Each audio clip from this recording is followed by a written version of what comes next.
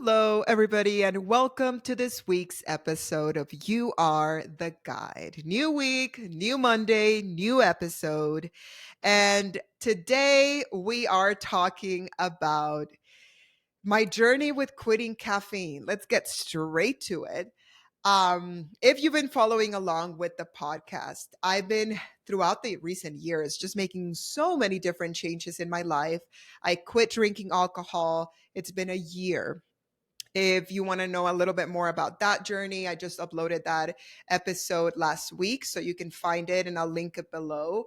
But I have arrived at a moment in my life where I want to know who I am without caffeine.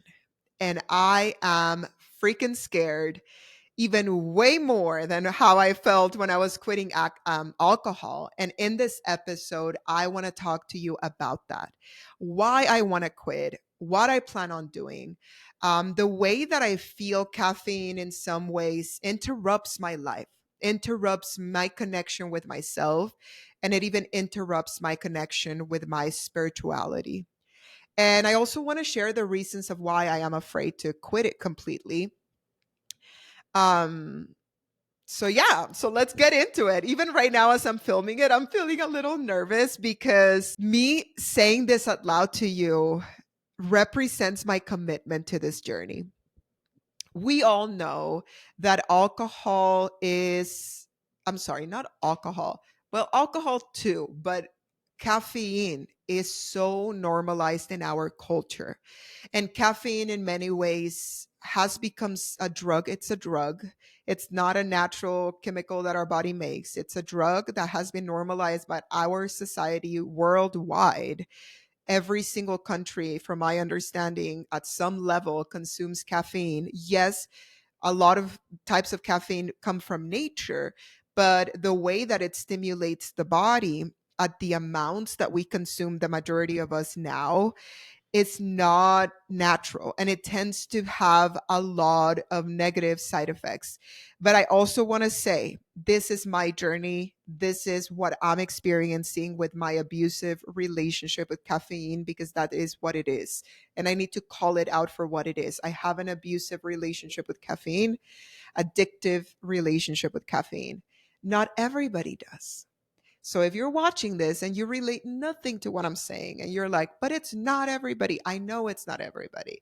And if you're saying like, but you could do this, trust me, I know. I'm right now not choosing to go down a journey of trying some types of caffeine and not others. This is our journey where I will say limit my caffeine 99% of the time, but I know some things. If I one day have something that has chocolate and chocolate has a little bit of caffeine, I already consume some. If I have a tea that I don't know has caffeine and I drank it, I already consume some. But what I'm saying is I'm not going to have coffee. I'm not going to have matcha. I'm not going to have black tea. Like, I want to the most of my control and my ability, limit as much as I can of my caffeine consumption. And this journey began very similarly than my journey with quitting alcohol. It didn't start right now. It didn't start today. I didn't start thinking about it just this last week. I've tried quitting caffeine for years. The reason why is because I'm actually sensitive to caffeine. I know that caffeine gives me anxiety. Like, I'm not going to say, I used to sugarcoat it. I used to say sometimes caffeine gives me anxiety. No, every day caffeine gives me anxiety. Every single day and I'm passionate right now because it's like me frustrated with myself, but at the same time trying to be graceful and accept where I am in my journey. But every day that I have caffeine, it gives me anxiety. The anxiety for me is physical. I feel a little bit of like heart fluttering with like a rush that doesn't necessarily feel like the good rush of caffeine. Because, yeah, I feel that for a little moment and then it turns into full on anxiety. And the reason why I know my relationship with caffeine is abusive is because if I drink one cup of coffee or whatever type of caffeine and it doesn't give me the anxiety, I keep drinking it until I get the anxiety. Pretty much, I force myself to go into physical anxiety every day. And I've made that my normal. And I'm a little like ashamed to say this out loud. And I feel emotional today. Ugh. But I feel like this is so healing to call it out and call it for what it is and just say that it is what it is because it's true. And I do that. Like if I have one cup of coffee and I get that little like, oh, I have a like awake feeling, but it doesn't reach that uncomfortable anxiety, I have a few more until it does. And then the majority of my days I spend at the rest of the day trying to come down from the anxiety. And I become good at it, that I still can function and I'm not having panic attacks. I used to think that that was normal. I used to think that we all drank coffee and energy drinks and other things because of that. When I was younger, um, I used to drink energy drink. I don't drink that energy drinks that often anymore. Maybe a couple a year when I'm traveling or a road trip, but I used to drink them every day.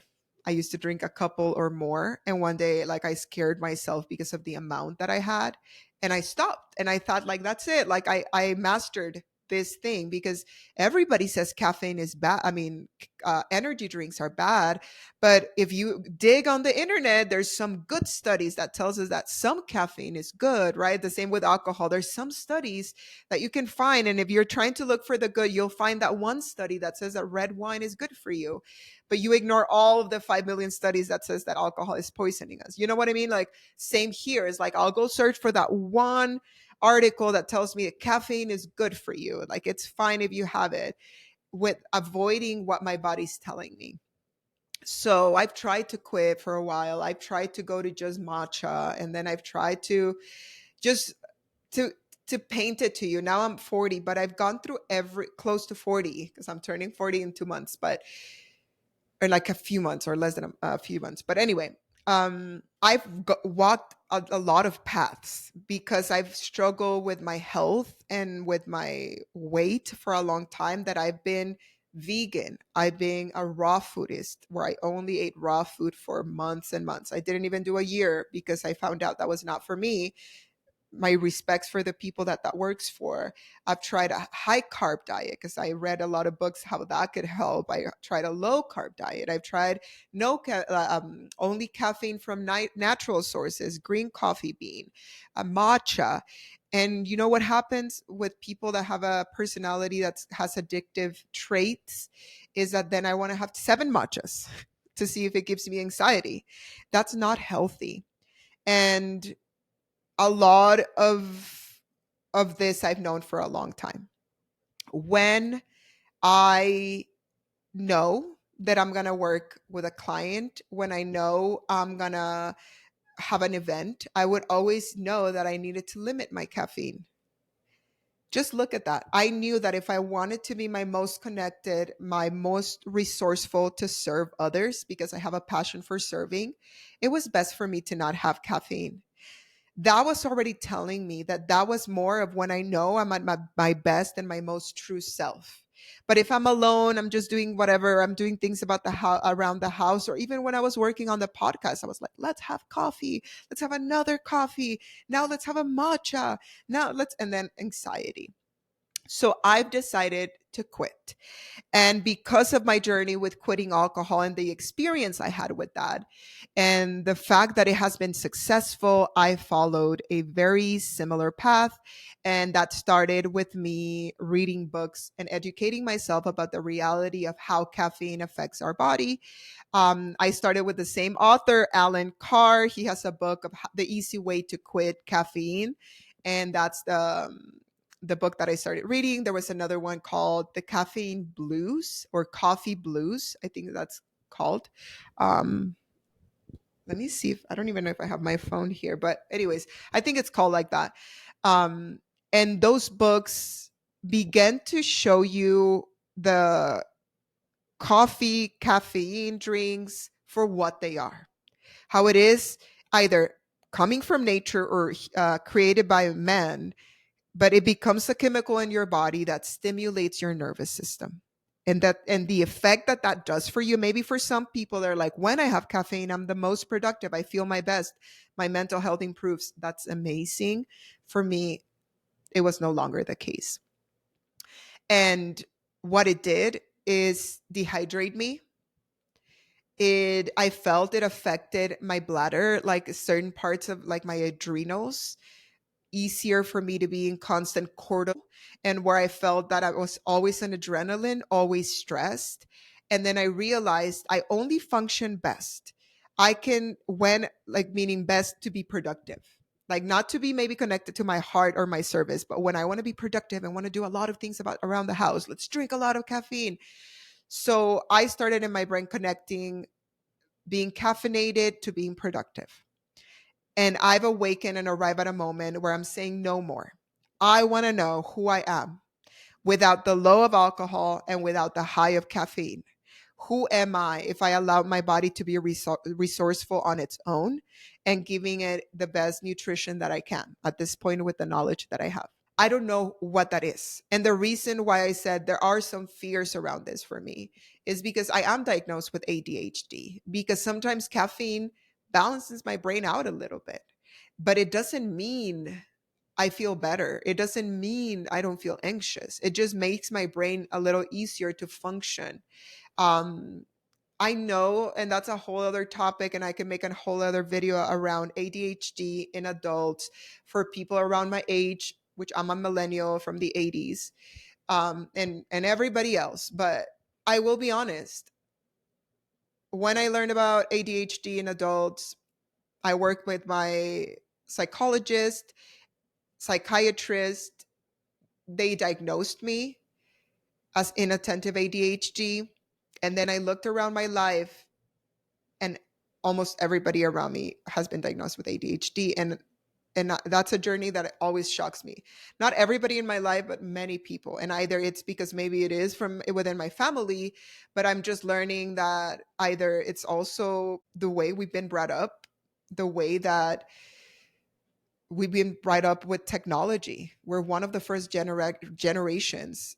The How has that affected our attention span? How many things. But anyways, the fact that, in definition, the symptoms of ADHD, especially inattentive, right here to the core, yeah, that's me. I That's part of everything that I've had to learn to manage.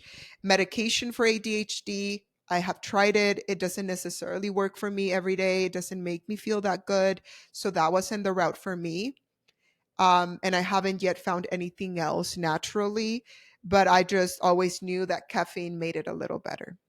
So now I'm choosing to say the one thing that I kind of have found that helps me, I'm not going to use it.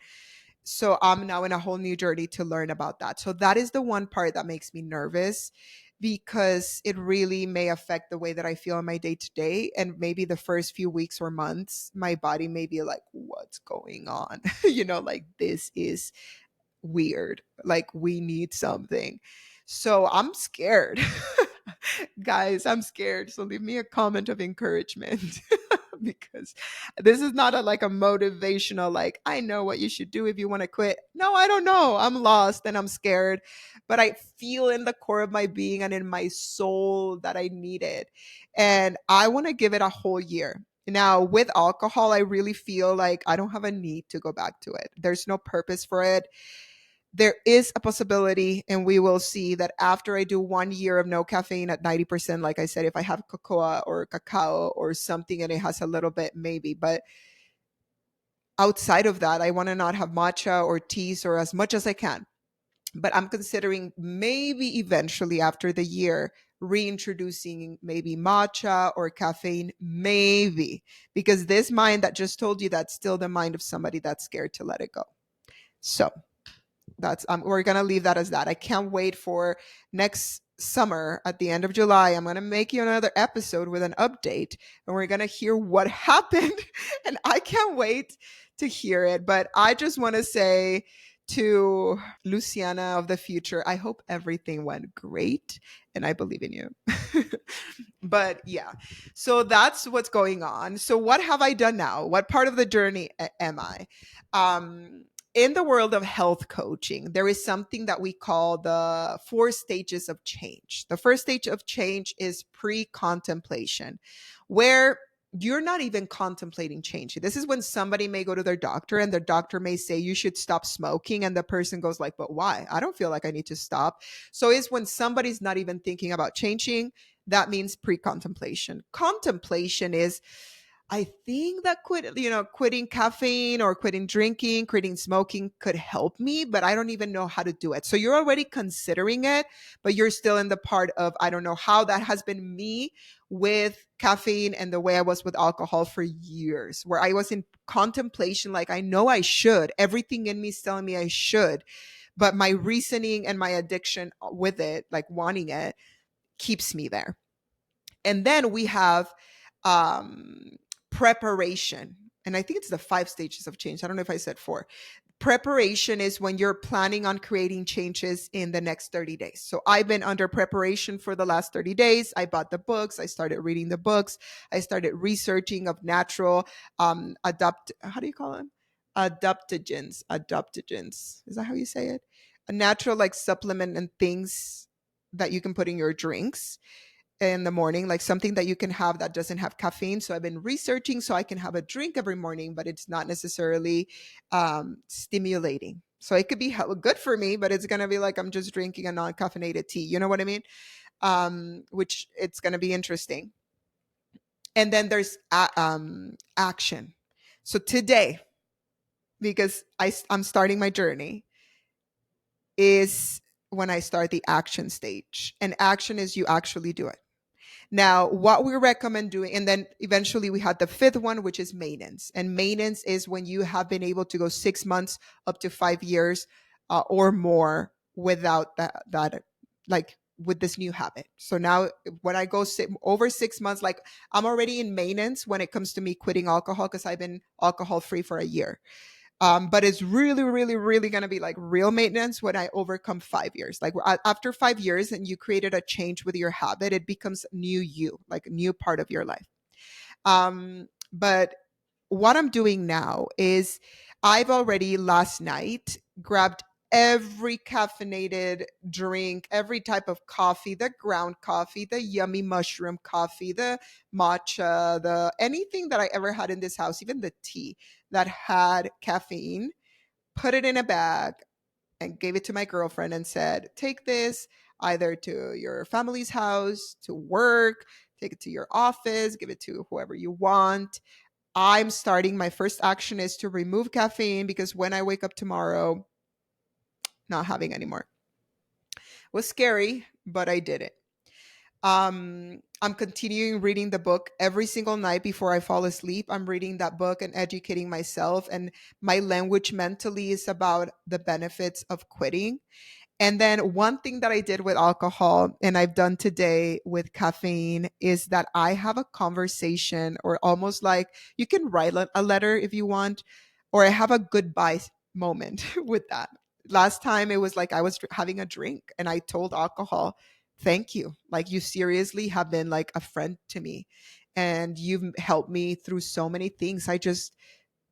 There's no need for you in my life anymore. And it was like very emotional. And I've had that conversation today with caffeine. It sounds so weird, I know, but it makes a difference because I need that emotional closure. To me, it's not just like, but like a decision. This is like a real reason why. And this one went to the core because I was telling, it sounds weird, but I was telling caffeine in our conversation that I have witnessed people in my family, my mom not so much, but I feel like my dad function with stimulants and like thriving and being intense and like doing. And I realized how much I don't trust myself without being stimulated. Like, why do I feel that I need to mimic what I've seen within others? And why do I feel like I need to be stimulated in order to be good enough and to be able to achieve my goals? And also realizing that sometimes my stimulation mimicked excitement, and it was a denial to connect with my heart and my emotions. And now I'm like, I want to connect with my heart and my emotions at the core. I want to feel them without me forcing a distraction, because now I just force myself into stimulation. And it was just telling it thank you and providing and giving all of my gratitude for the role that it has played, because it has helped me get to here, and just saying how excited I am now for the future. And another thing that helps me, and I've been repeating it to myself a lot is, and this is for all of us that are trying to create changes or do anything. If you're an adult watching this, I say, I'm an adult. I don't have to quit caffeine. I can have 10 cups of coffee right now. I'm choosing not to. I don't want to. I don't want to feel that way. And that for me is liberating because I like to feel that this is my choice. Because for a while, as the day was approaching, I knew I wanted to quit caffeine on the day that I quit alcohol to kind of have like a special day, which is July the 28th. On my anniversary of being alcohol free, that day I want to quit caffeine. So I was like, okay. But as the day started to approach, I felt this pressure like it's coming, it's coming. And I realized, wait, nothing's coming. I'm choosing this. That was freedom. And another thing that I like to add is I feel that when I don't have caffeine, because sometimes I go without caffeine or I do a detox, I am able to breathe a lot deeper. Caffeine tenses my abdomen and I start breathing very shallow. I don't notice it. I just think that's how I am. And I talk very fast. No, that's weird. Like, I don't want that anymore. I want to breathe deep within my diaphragm. I want to be connected to my breath. And I want to build that relationship with my breath consistently every day for weeks and months on end. And I understand. I want you to know, if you're still watching this or listening to this, that I'm feeling very vulnerable right now, and I'm just blabbing pretty much like everything that is in my mind about this topic because I'm in it right now and it feels scary. I'm just saying it to you, but I'm really not even sure if all of it is making sense. But this is what I want to put out there. I want to put this not super planned, like this is the structure of this podcast. And if you enjoy those, I'm sorry that I haven't yet gotten there, but maybe one day I will. But this is not that. This is just me letting you know this is where I'm at. I'm creating a change. I'm scared. This is what I'm doing. One thing I know is that when you're creating change, you want to prepare yourself for possible obstacles. So another thing I'm doing is finding out drinks that are non-caffeinated at popular places around me. I want to feel the same freedom that I feel with not drinking alcohol, with not drinking coffee. And interestingly enough, it happened the last time that I saw my friends. We went out. I had already had a coffee, and I knew if I had a second one that day, it would take me to the extreme anxiety, and I didn't want it. So I tried to control it, but I was already feeling the anxiety a little bit. And I decided to order a golden milk, which is an amazing, yummy drink that has turmeric and ginger and other things with milk. And it was delicious. And it was an amazing experience being with my friends and drinking something else. So just know that I'm already finding substitutions outside of the home. So I want to know, when I walk into Starbucks, what would I offer? I rarely go to Starbucks. Okay, just know. But if it was the case, like we're traveling and that's the only thing, I don't want to be struggling and feeling different and feeling like, oh, I don't have choices. Things are harder than they used to be. No, at this place, I have that option or not have anything. At that place, I have that option or not have anything. And that makes me feel empowered as well. That is as far along as I am as of now, but I will be making an episode at the 6 month mark, if unless I find it relevant to make one sooner. But at 6 months, I will let you know this is how I'm doing. This is what, because what if, guys, like I quit drinking alcohol and there's not that many changes? I mean, that could happen. So let's see. And then I'll do another one next year when it's my 1 year anniversary of not drinking alcohol, caffeine. With that said, this episode is me letting the world know, the world of YouTube, that I'm committed to this change. And I want to say that if you are considering creating any change in your life and you're feeling scared, trust in yourself and do it. If there is a voice within you that's letting you know, hey, maybe it's time. Maybe let's quit whatever, vaping, let's quit drinking alcohol, let's quit nicotine, let's quit caffeine. And you are getting like, in your heart that it would be better for you, do it. And lean on support, lean on your resources. There's many programs sometimes available for free online. I learned that there is a Caffeine Anonymous group. I may join it. I mean, I haven't yet taken that step, but you may hear me say I've joined the caffeine because I don't know. I want to feel supported. I want to be around people that understand like why I'm making this decision, because I think everybody in my life is just going like, well, it's normal if you feel a little anxiety after drinking caffeine, just have less. Like that's everybody's like advice. Like just have a little bit less or switch to matcha, like switch to something. And I'm like, I've tried. I've tried that and it doesn't work for me. So I may truly consider joining some of those groups. And I'm just being vulnerable and saying it because we are humans and we need social support. Just know that I believe in you. I know you can do this. I'm not an expert at quitting everything. I am a health coach. I help people quit nicotine or create changes in their lives. So I have knowledge in the process of change, but I'm not a professional or even medical professional to tell you exactly what is best for you. But what I can share is my story and just let you know that it is possible and that sometimes it's worth it to take that leap. And I am proud of myself because I've taken a step. And now all I have to do is take care of tomorrow and then the day after that, and then know that I'm choosing this, and then know that I'm doing it for myself, and then know that I get to discover a whole new version of me that's a caffeinate free version, and see who I become. So, if you have quit caffeine, I would love to know your story. Please leave it in the comments. I feel motivated and inspired by humans like choosing to stand up for what they believe in or for who they are or what they want to do for themselves. It literally motivates me. So I would love to hear it. If you are enjoying the episodes, if you're one of the few people that are listening to my podcast right now, I appreciate you. Like you, literally, you that are you're watching this. Like I appreciate you. Please subscribe. I'm still a very small creator and a small creator with a big commitment because I'm not planning on stopping making these episodes. Maybe I'm just gonna blab for years to come. So who cares? It's part of why sometimes we do social media. Not everybody explodes and becomes huge, but thank you for watching. And if you enjoy the content, I would invite you to subscribe. I'm telling you this consciously because I even forget to say that. Like I feel just doing this for friends, and somebody say ask people to subscribe. I'm like, oh yeah.